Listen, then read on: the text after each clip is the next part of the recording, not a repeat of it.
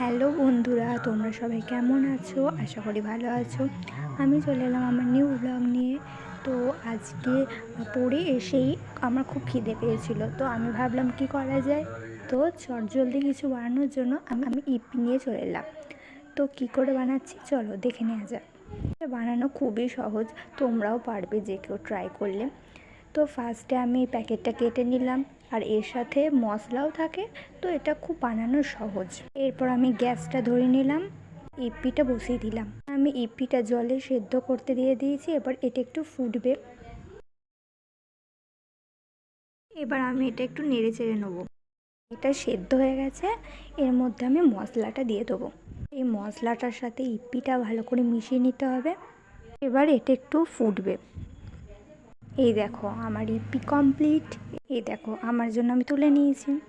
তো আমার তো ভালোই লাগলো খেতে। তোমাদের আর কার কার ইপি ভালো লাগে তো অবশ্যই কমেন্টে জানিও।